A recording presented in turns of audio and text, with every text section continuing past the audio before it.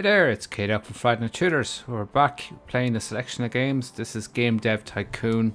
Going to run through a little bit of what's been happening in Minecraft and then finish off with Rust. In Game Dev Tycoon, the concept is you're an 80s game development company. You're sitting in the garage building on a couple of early platforms, PC and the G64, which I guess is a Commodore 64. You go through you pick your kind of genre. You start off action, adventure, zombies, whatever. You go through 3 development stages, try and iron out all the bugs. You pick up some points for basically the experience gained through development of games. Next stage is you try and push it out then, create out to the market, see how it fares. So we're at development stage 2. You get to choose whether you spend your time, most of your time working on dialogues or AI. I've ramped up the AI. In each stage then, these bubbles rising up indicate kind of points or experience from, I guess, what you're learning through the process. Also the little tracker there for the number of bugs development. Into the final stage of development then, guess case I'm just focused to spend a bit more time on the graphics. Maybe that's going to be a mistake, we'll find out. As he finishes that off. So top right hand corner keeps track of the company cash. There's another AK gone, bang. This guy better finish this game and get it to market very quickly. What I do in this case, I just try and make sure all the bugs are, or at least the initial bugs are fixed, and then they get this ready for the market. Gives a little summary of then what you've gained, kind of just the experience and so on. You get to unlock different genres and different abilities as you get better. That's if you can stay solvent. Game goes to the market. What's it called? Bang bang. First game reviews. Ooh, nervous. Not great. This isn't looking too healthy either. Unaspiring. Okay, fair enough. Alright, I'm going to be stuck in the garage for a while, it seems. Meh. Alright, that's not a good review. Okay, it's probably not the best example.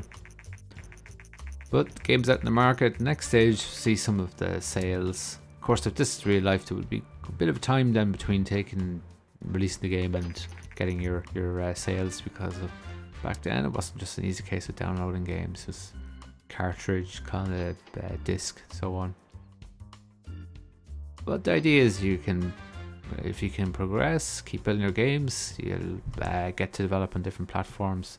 Speaking of different platforms, I moved the Minecraft server to an small little Intel next unit of computing server. Small little box. They are still pretty pricey, but very nice because it doesn't generate much in the way of heat.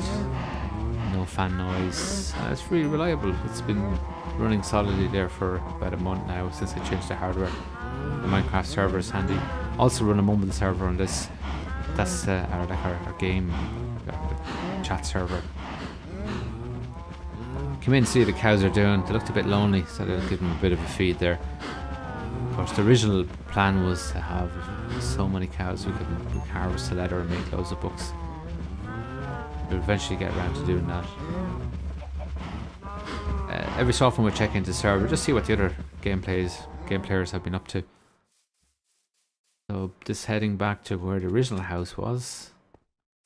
Past what was the sugarcane plantation.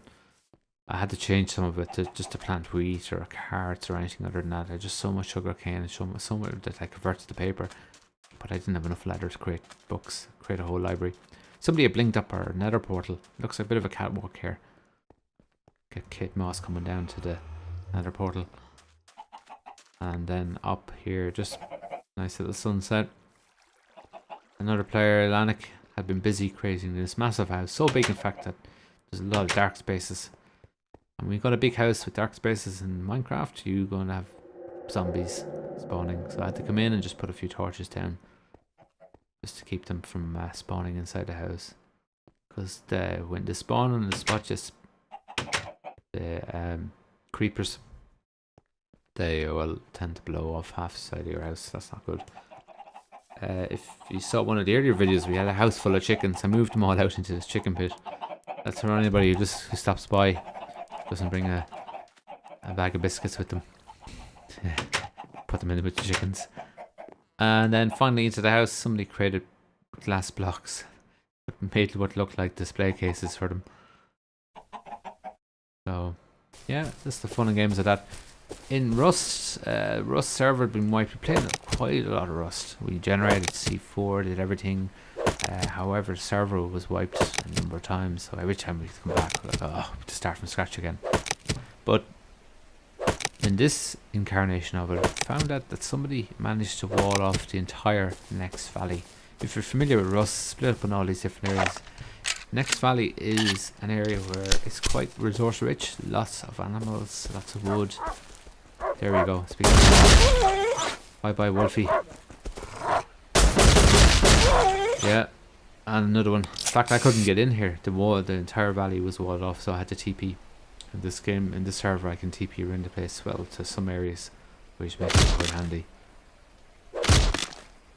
So what I'm trying to do here is, I didn't come in with much, so I want to make my favourite weapon, which is the hunting bow, and a few arrows. For that I need some cloth. Ah, here it comes. Yeah, don't shoot. But that's Habla's a good mate. He's on the server quite a bit. We've been working together. Hey, can you do it? Hey, hi Habla. So How did you get inside? yeah, he's wondering how we got in because the wall is pretty secure. It covers the entire valley. That took a lot of work to do. So I just tell him there I TP'd in, so don't worry, his wall is safe. Before the server was wiped, Habla was showing me around some of the houses he's been building, and he's a creative guy and very resourceful because he's been creating these huge metal structures in the previous server version. But they've managed basically to keep Next Valley all for themselves here. Well, that's until the next server wipe. Yes, sir. So I'm still getting some cloth. Next, as soon as I can, then I'll make a hunting bow. I badly need food. I just spawned into the server again with basically nothing at all. Yeah, well, I'm just shooting a few animals here and looking at what Rust have planned for the future. So they've been doing a lot of great work actually, focusing on basically rewriting their entire engine. In their latest dev blog, they say that you can loot sleepers and you can loot people while they're still awake, which is going to be an interesting one. You get close enough to them, you can pick some of the things out of their inventory. Well, I take out some more of these bears to say thanks for watching. We'll be back again soon, maybe with some Insurgency or some of the new games we picked up along the way. Until next time, have fun. Bye bye.